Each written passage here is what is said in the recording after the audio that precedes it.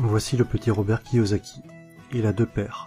Le premier a fait de grandes études, il est docteur, le deuxième n'a pas passé la quatrième.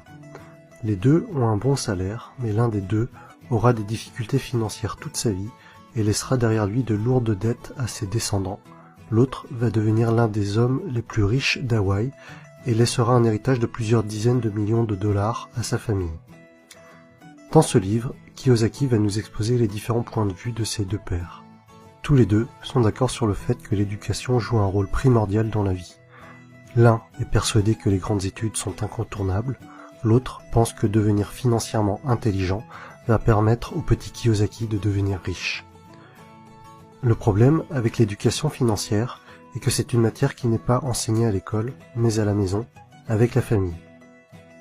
Malheureusement, la plupart du temps, les familles vont apprendre à leurs enfants à devenir pauvres. Ce n'est pas un manque d'amour pour leurs enfants, c'est juste qu'elles ne connaissent pas bien le sujet, et qu'elles ne maîtrisent pas bien les mécanismes de l'argent, et qu'elles ne lisent pas des livres tels que « Père riche, Père pauvre ». Si comme moi, vous n'avez pas de père riche, cherchez à apprendre auprès de ceux qui le sont, et investissez en vous. Lisez les livres de Robert Kiyosaki, Napoleon Hill, Warren Buffett et tant d'autres.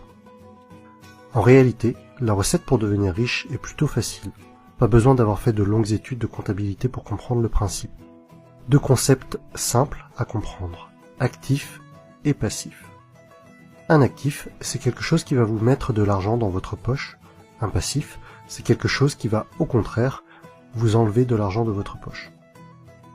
En analysant un peu, tout peut être un actif ou un passif. Si vous achetez une voiture, la plupart du temps, il va s'agir d'un passif. Vous allez perdre de l'argent avec, sa valeur va se déprécier. Mais si vous êtes un chauffeur de taxi, si vous êtes commercial, et que votre voiture améliore votre image et qu'elle facilite certaines de vos affaires, alors votre voiture pourra devenir un actif.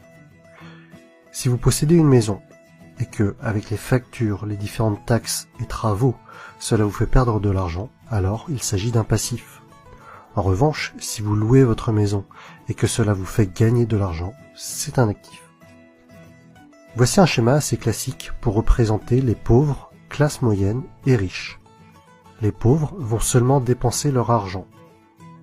On ne distinguera ni de passif ni d'actif, mais seulement des achats quotidiens pour vivre. Les classes moyennes vont également avoir des dépenses, peut-être un peu plus importantes que les pauvres. En plus de cela, elles vont acheter des choses qui vont leur permettre de paraître riches, mais en réalité, elles achètent des passifs, maison, voiture. Beaucoup de ces personnes vont considérer leur habitation principale comme étant leur investissement le plus important. Mais le plus souvent, cela va leur coûter de l'argent et pas leur en rapporter.